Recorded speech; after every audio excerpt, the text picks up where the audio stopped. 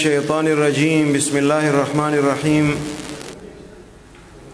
إنا نحن نزلنا الذكر وإنا له لحافظون. وقال رسول الله صلى الله عليه وسلم: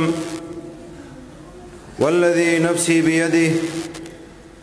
ما من متعلم يختلف إلى باب عالم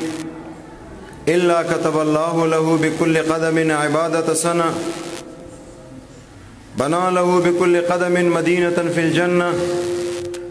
يمشي في الأرض تستغفر له. صدق الله العظيم وصدق رسوله النبي الكريم، ونحن على ذلك لمن الشاهدين والشاكرين، والحمد لله رب العالمين. انتهائی واجب القدر والاحترام جناب حضرت مولانا سلطان یوسف صاحب دامت برکاتهم العالیہ و دیگر مقتدر علماء کرام، اساتذہ کرام، علماء دغه علاقې دغه سیمې ډیرو درنو قدردانو مشرانو نوجوانانو ګلالو بچیو ټولو ناول خوزه هغه بچیو ته ساغوی قرآن پاک په ناظری باندې ختم کړی دا یای مکمل یاد کړی دا هغوی ته د زړه د کومې مبارکباد پیش کوم، هغوی ته د هغوی والدینو ته د هغوی رشتہ دارانو ته بلکې دغه ټولې محلې ته د زړه د کومې مبارکباد پیش کوم او دعا کوم چې الله تبارک و تعالی دغه بچي او یمو تاسو څومره بچي دي ټولو ته علمي عملی ترقی نصیب کړي. او دې سره سره مولانا سلطان یوسف صاحب او دغه ادارې څومره هم په دې میدان کې دوی سره رفقای کار دي، دغوی په دې بنیاد باندې هم د زړه د کومې شکریا ادا کوم چې داسې ښایسته او نوراني محفل ته منور او معطر محفل ته زی مدعو کړلم، تاسو سره د ملاقات شرف را نصیب کړلو. دا د دوی خلوص، دا د دوی محبت ته الله تبارک و تعالی د دوی دغه خلوص او محبت په خپل دربار کې قبول او منظور وګرځي. زما عزتمند د خوشحالۍ پروګرامونه مو تاسو په معاشرو کې ډیر کیږي، د واده پروګرامونه کیږي، دې طریقې سره نور د خوشحالۍ پروګرامونه کیږي، خو په دې ټولو پروګرامونو کې زیات مثمر زیات فائدہ من د هغه پروګرام وي، هغه مجلس او محفل وي چې د هغې تعلق او نسبت قرآن پاک سره وي. ظاهره خبره ده چې څومره نسبت لویږي هغې سره هغه مجلس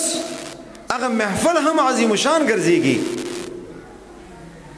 او بیا داسې قسمو پروګرامونو او محافلو کې شرکت تاسو یقین په خدای باندې وکئ، په خپل کمال باندې نه کیږي، دا د الله په مهربانۍ باندې کیږي. په دې روغ پېښور کې ځای په ځای باندې ډېرو خلکو ته به دغه پروګرام پته وي، خو لیکن هغوی ته توفیق نه ده میلاو چې هغه د الله د مقدس کتاب چې هغه بچو وړو وړو بچو په معصومو ژبو باندې په ناظري ختم کړی ده او یاد کړی ده، د هغې د خوشحالۍ پروګرام ده، هغوی ته توفیق نه ده میلاو.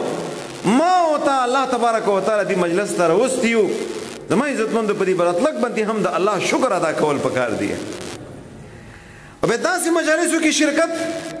دا داسې هم نه ده چې مجلس ته راغللی او بیا لاړلې خبره ختمه شوله. مونږ د عقیده ده،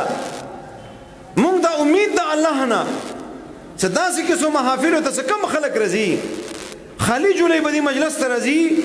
او دې مجلس نه څه کله بیا واپس ځي، بیا به خالي جولۍ نه ځي، په ټکو منګولو به دې ځي نه. الله تبارک و تعالی مو تاسو ټول هغه رخصتوي. زما عزتمندو دې مجلس ته چې زه راغلی یم، زه دې دپاره نه یم راغلی چې زه تاسو ته څه خبرې وکړم، بلکې ما مقصد دا و چې ما مشران به دې ځای کې وي، واعظ و نصیحت به کوي، او هغه بچی چې هغوی قرآن پاک ختم کړی ده د هغوی په اعزاز کې دغه پروګرام منعقد شوی ده، په دې باندې به د الله انوارات او برکات ورېږي. نن به د الله د خوشحالۍ په وجې باندې خپلو بندګانو ته شرکای مجلس ته اجرونه او ثوابونه ورکوي زه ناچیز هم په دې کې شامل شم او زما ته الله تبارک وتعالى دغه محفل نه څانوارات او برکات ما ته هم نصیب کړي. الله دې موږ ته ټول دغه حاضرې په خپل دربار کې قبول او منظور وګرځي. زما عزتمند مدارس په هر ځای کې ساکال په اخیره کې داسې قسم پروګرامونه منعقد کوي، جلسې کوي. د دې جلسې او د دې پروګرام غرض او مقصد څه وي؟ څه دپاره دا علما کرام کوي؟ آیا علما کرامو ته داسې قسم محفلونه خوند ورکوي؟ علما کرام فارغ دي، څه کار یې نشته، دې دپاره دغه پروګرامونه کوي؟ نه زما عزتمند، دغه پروګرامونه دا عبث نه دي. د دې بنیادي غرض او مقصد دا وي چې تاسو کوم خپل جګر ګوشي او خپل بچي مدرسه عبدالله ابن مسعود ته حواله کړي وو، یو کال مخکې، 2 کاله مخکې، 3 کاله مخکې دغه پروګرامونه دې دپاره کېږي چې تاسو ته وښودلی شي چې تاسو کوم جګر ګوشي او بچي مونږ ته راکړي وو، مونږ هغه ضایع کړي نه دي، مونږ هغې پورې محنت کړی ده، مونږ هغې پورې خوارۍ کړي دي، مونږ هغې پورې شپې رڼا کړي دي، خپل بچي هم پرېښودلي دي، تاسو بچیو ته مونږ لګیا محنت مو ورسره کړی ده. نن د هغه محنت نتیجه وسیله د 10 ناظرې باندې قرآن ختمونکي طلباو په شکل کې تاسو ته ملويږي او د یو د قرآن پاک د حافظ په شکل کې تاسو ته دغه اداره او دغه مدرسه درکوي. زما عزتمندو، د دې دویم غرض او مقصد د داسې کیسو پروګرامونو هغه دا هم وي چې خلکو ته ترغیب میلاو شي، خلک د مدارسو طرف ته مایله شي. دغه بچي سنن به د هغوی دستربندۍ کېږي، هغوی ته به رومالونه په سر کېږي چې دغه بچي دغه مسلمانان وګوري او د دوی په زړه کې یو تړپ پیدا وشي، یو درد پیدا وشي چې دا بچی چې کوم ته دستربندۍ کېږي او قرآن پاک یاد کړو یا په ناظرۍ باندې ختم کړلو، ما ته خو الله بچي راکړي دي. نن کوم اعزاز دی بچي ته میلاو ده،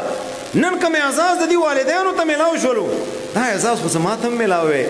ما بچی هم څنګه د قرآن حافظ وي، ما بچی هم قرآن پاک ختم کړی وي. دغه پروګرامونه دې دپاره هم کېږي چې د عامو مسلمانانو په زړونو کې دغه یو درد پیدا وشي.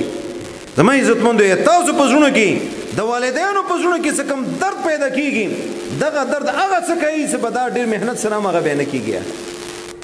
مصر کې یو لوی شیخ تیر شوی د شیخ علي اخضر، هغه خپله یو واقع ذکر کوي.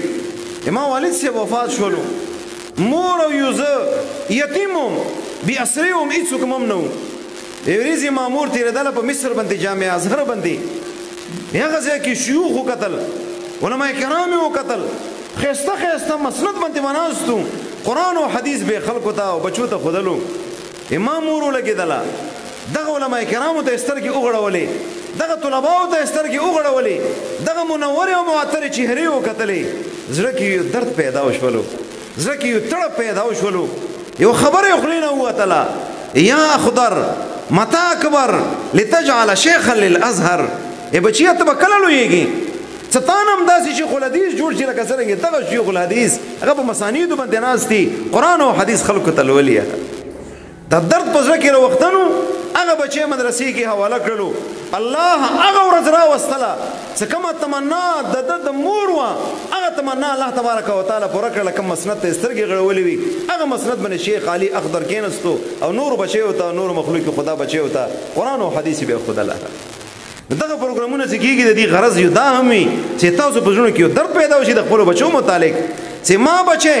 هغه داسې طریقې سره د مستقبل برابر شي چې دنیا هم ښایسته شي او آخرت هم ښایسته شي. مونږ د عصري علومو نه انکار نه کوو، مونږ د سکولونو نه انکار نه کوو، مونږ د کالجونو او یونیورسټیانو نه انکار نه کوو، مونږ د پروفیسرانو، ډاکټرانو، پایلټانو نه انکار نه کوو. مونږ وایو چې دا ټول افسران د جوړ شي، خو الله نه ویریدونکي افسران د جوړ شي، الله نه ویریدونکي ډاکټران د جوړ شي، الله نه ویریدونکي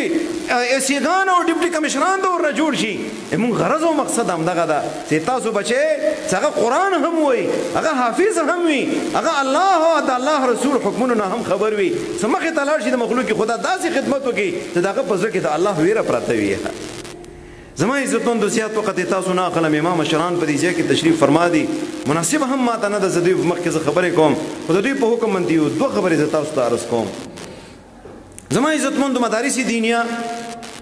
په هر ځای کې ما او تا ته دي علما کرامو دغه مدارس جوړ کړي دي. مخکې به خلکو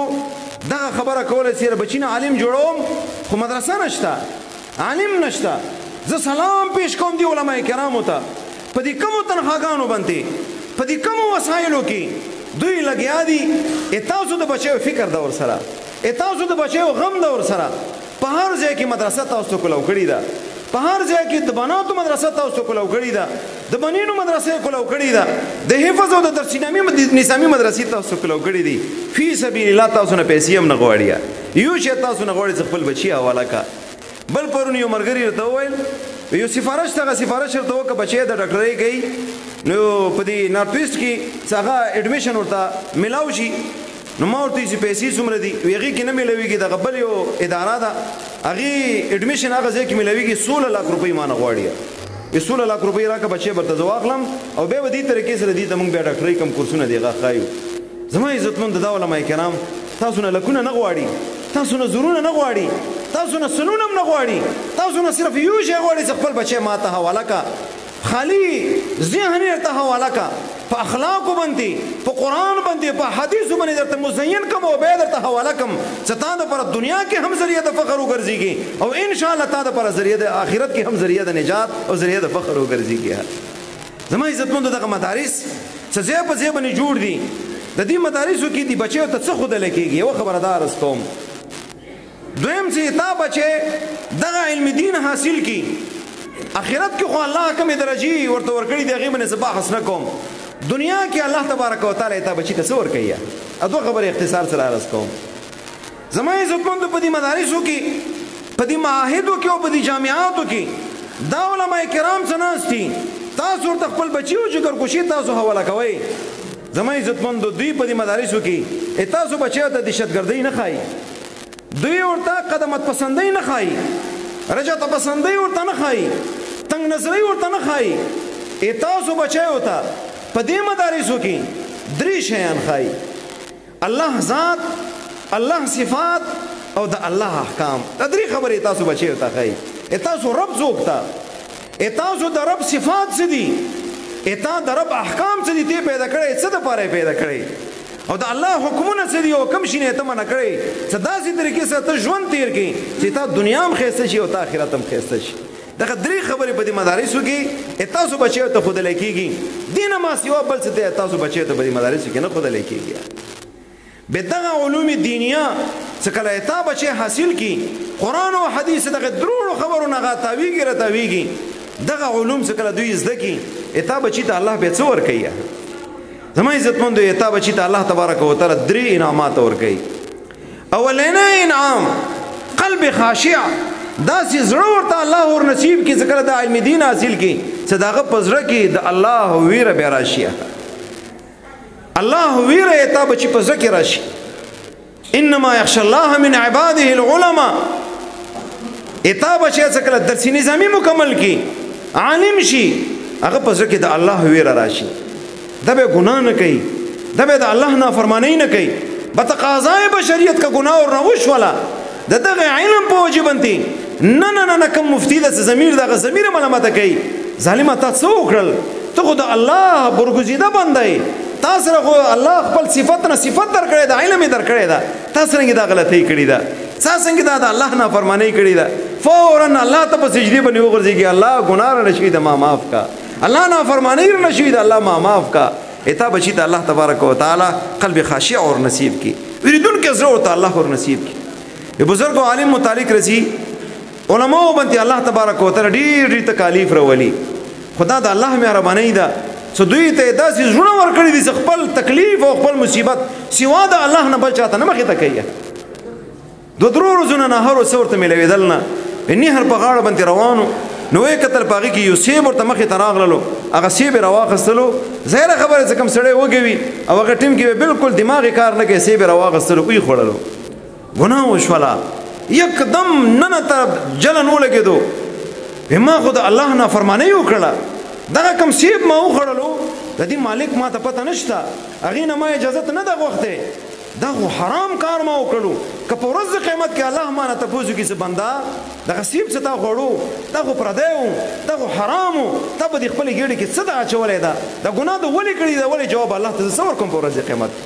قسم یې وخوړو چې هغه وخته پورې نه کړم څو پورې زما مالک معلوم کړی نه وي او د دې بخښنه ما ورنه غوښتې نه وي. روان د دې نهر په کنارې باندې یو ځای ته رسېږي چې ګوري یو باغ ده، د باغ والا کوم شاخونه دي هغه په دې نهر باندې دي، هغه د سیبانو والا باغ ده.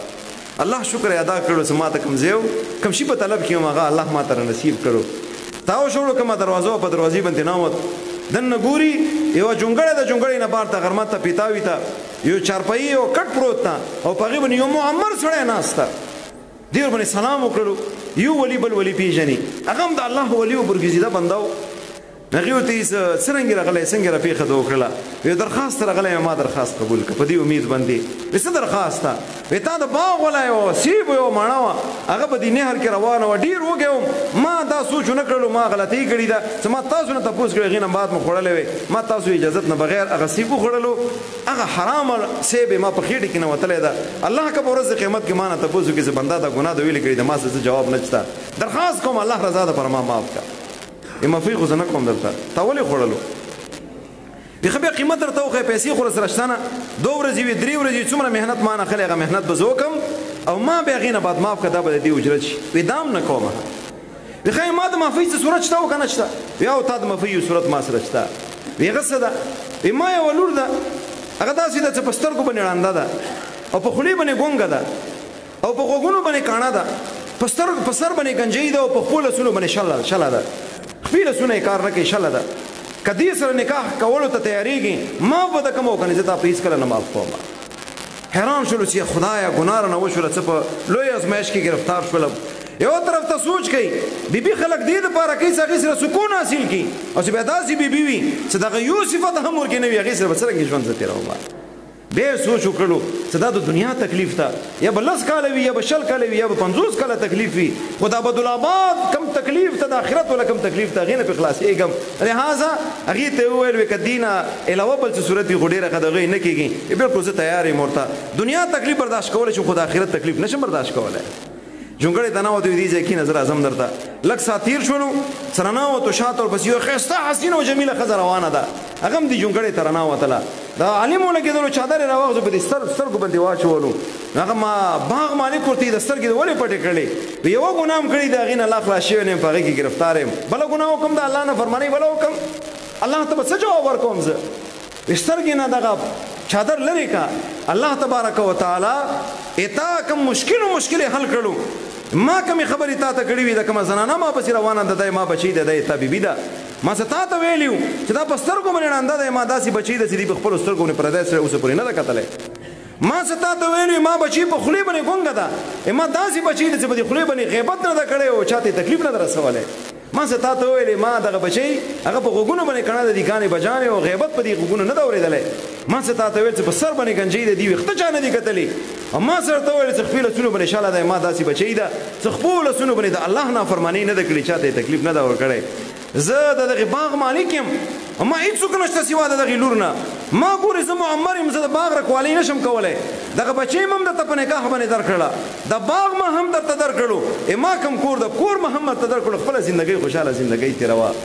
یقیني طور سره الله فرمایلی دي ومن یتق الله یجعل له مخرجا ویرزقه من حیث لا یحتسب. هغه غریب دی یو سیب پسې لګیا اوس ما یو سیب زه وخورم چې خېټه م ډکه شي، الله د سیبانو باغ ورته ورکړو. هغه ګرځېدو زما ته الله کور راکړي، کور سره سره کور ودانه هم الله تبارک وتعالی ورته ورنصیب کړله. زما عزتمندو اتا بچی چې دې مدرسې نه فارغېږي هغه په زړه کې به د الله ویره پراته وي او د الله د ویرې په وجې باندې هغه ضروریات به هم الله پوره کوي، هغه مشکلات به هم الله رفع او دفع کوي. داسې نه ده چې په دې علماو باندې تکالیف نه راځي، علماو باندې مصایب نه راځي. که تاسو د دې زندګۍ نه خبر شولئ داسې تکلیفونه ورباندې کله راشي، خو لیکن تکلیف راشي الله تبارک وتعالی داسې ځای نه هغه تکلیف ختم کړي چې د دې وهم ګمان هم نه وي چې خدای تکلیف هم راغللو. ما خو سوچ هم نه و چې دغه تکلیف په دې طریقې سره ختمېږي، الله کومې طریقې سره تا ختم کړلو. اتا بچی ته دغه انعام الله ورکوي چې کله هغه عالم شي. دویم صفت او دویم انعام الله تبارک وتعالی چې دا بچی ته ورکوي قلب قانع، داسې زړه ورته ورکړي چې هغه قناعت والا زړه وي.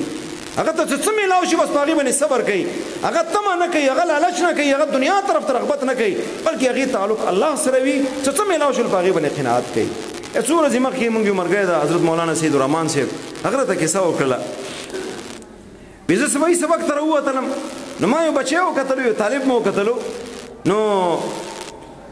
غرمه تناستو ګرمۍ تناستو سهار ټیم کې پیریډ نمخ کې پیریډ لانو شروع دا غوي نو روزانه ما کتو غزه کې بناستو ما ورته وي بچي دیږي کې ته ونه کې نو روزانه دی غرمه ته دیږي کې تناستې ما ته په معصومي خپل باندې وویل ما ته پته نه و ما ته ویلې استاد جی نه ما چادر شته او نه ما بنین شته ای مولا کوم کمبل ډیره نری ده غونډه شپه ما ته سړی وشي زه په انتظار باندې یم کله بن مر راخیږي ان مر راوخیږي هغې ته 10 منټه 15 منټه کینم او کومه سردۍ ده او کومه یخنۍ ده هغه زه په دې باندې هغه ختمه کوم زما عزتمندو دي بچیو ته تاسو بچیو ته تاسې زړه میلاویږي قناعت ټوله زړه ورته میلاویږي چې څه میلاو شول په هغې باندې صبر دنیا طلب نه کوي او د دې په بدل کې الله تبارک وتعالی داسې هم نه د ظالمان به همداسې پرېږدي د دوی ضرورت الله غیب نه پوره کوي قلبي قانع الله ور نصیب او درېم انعام الله چې تاسو بچیو ته به ورکوي هغې ته ویل کېږي دعای مسموع بیا دا علما کرام چې کله په تورو تیارو کې په نمناکو سترګو سره الله ته جولۍ ونیسي کوم سوال الله ته به کوي بیا الله تبارک وتعالی د دوی سوال به نه رد کوي تاسو ګورئ چې کله پریشانۍ تاسو ته جوړه شي کله یو مولوي صاحب ته ورځئ کله بل شیخ صاحب ته ورځئ کله مفتي صاحب ته ورځئ دعا ورته وکړه ما دغه پریشانۍ د الله ما دا پریشانۍ ختمه کړي اما بچی نافرمانه دي دعا وکړه ما بچی فرمان بردار شي اما بچی نشته دعا وکړه الله ما ته بچی را نصیب کړه دا دعای مسموع دغه مقام الله تبارک وتعالی ته بچی ته به ورکوي درې انعامات الله تبارک وتعالی ته بچی ته ورکوي الله څه کله دغه بچی دي مدرسو ته حواله کړي زما عزتمندو زه خپله خبره ختموم تاسو نه ما 2 درخواست دي یو درخواست تاسو ټولو په خدمت کې ما دا ده چې خپل بچي کدا غواړئ چې ما بچي دا ما بچي وګرځيږي هم په دنیا کې ما بچي او هم په آخرت کې ما بچي وي مدرسې ته حواله کړئ عصري علوم مور باندې وای مدرسې سره ټچ وساتئ ما داس یو پلار کتلې ده چې جنازه یې په کټ باندې پروت و جنازې ته ټول خلک حاضر وو هغه بچي چې هغه باندې عصري علوم کړو دنیا علم ور باندې نه وکړي هغه جنازې نم شاته ولاړو جنازه یې مونږ کړله زما عزتمندو کدا غواړي چې ما بچي اما جنازه وکي اما بچي اما په جنازې کې شریک شي اما بچي ما بچي وګرځي کې هم په دنیا او په آخرت کې دې مدرسو ته حواله کړي او ان شاء الله دغه بچي په دنیا کې هم تاسو پر ذریعہ د فخر ګرځيږي آخرت کې به هم ذریعہ د نجات او فخر ګرځيږي او دویم درخواست ما ده زما عزتمندو دغه مدارس دا د الله ادارې دي دې سره تعاون کوئ او د دې تعاون د خپل سعادت ګڼئ د دې ضرورت پر کول خپل سعادت غنئ دې مدرسې ته راشه محتمم صاحب سره ملاو شه استاد سره ملاو شه دا خو د دین طالبان دي د قرآن طالبان دي د قرآن خادمان دي د دوی ضرورت دي دوی چاته لاس نه نیسي لا یسألون الناس الحافا دوی ته به ته رسي ته به ورته تپوس کې استاد جي مدرسې کې څه ضرورت ما ته وایي زه به پوره کړم که نه او بیا هغې نه بعد په دې انتظار مه کېږه چې مولوي صاحب ما ته رسېږي مدرسې دغه ضرورت ته دغه پوره که نه په خپله راشه الله تا ته وسایل درکړي دي الله مال درکړی ده راشه استاد جي مدرسې کې څه ضرورت ته ما ته وښیې چې هغه زه پوره کړم یا زه پیسې درکړم دغه ضرورت ورسره پوره کړم او بیا داسې مه کوه چې بیا ته بیا شاته یادوې ما استاد جي سره دومره تعاون کړی ده او چې کله بیا خفګان راشي بیا ورته یو شی دی ما دا کړي ما دا کړي نه تعاون مو کا بلار شه 2 رکعته صلات شکر ادا کا الله مال در کړو پیسې در کړی وي الله به تهاش رزق در کړو اتا په دغه مال کې ما د مدرسې د ضرورت اما په وجه باندې پوره شولو الله اتا په توفیق سره دا ما وکړل الله ما نه ترزي شي د خپل دربار کې قبول او منظور وګرځي دا الله شکر ادا کا د استاد شکر ادا کا او سیده واپس زما عزتمندو تاسو چې دې طریقې سره دې مدارس سره تعاون کوئ مرسته کوئ ان شاء الله الله به مقدمون ساتي الله به مهلك بیماریو نه ساتي الله به مصائب او مشکلاتو نه ساتي هغه مشکلات په کوم مشکلاتو کې در گرفتار الله به دغه ټول مشکلات تاسو ختموي ما درخواست دغه ده چې دې مدرسې سره تعاون کوئ او کما او ته دا وایي چې تعاون کوم مدرسه به بنشي والله که مدرسه بنشي اتا تعاون به بنشي اتا صدقه جاریه به بنشي اتا کوم هغه بدلی الله ستاسو درکول هغه به بنشي خو لیکن مدرسې نه بنديږي اتا په ځای باندې به الله سنور معاونین د دې مدرسې پیدا وکي الله سنور خیر خواهان به پیدا وکي هغه د مدرسې ضرورت پوره کوي خو اتا بد قسمتي به وي چې دغه کم تعاون او کم مرسته تا کول هغه مرستې نه به ته محروم وي زه په اخر کې یو ځل بیا مولانا صاحب او دې سره په دې میدان کې څومره رفقای کار دي د جامعې د مدرسې هغوی د زړه د کومې شکریا ادا کوم او دعا کوم چې الله تبارک وتعالی د دوی دغه محنتونه د دوی دغه کاوشونه د دوی دغه ستړي په سخت وخت کې په کار راوستلی کړي او الله د دې بدلې دنیا او آخرت کې نصیب کړي او کوم خلک چې دې مدرسې سره تعاون کوي بېلوثه خدمت کوي الله د هغوی ته دنیا کې هم بدلې ور نصیب کړي او الله د هغوی ته په آخرت کې هم بدلې ور نصیب کړي اقول قولي هذا واستغفر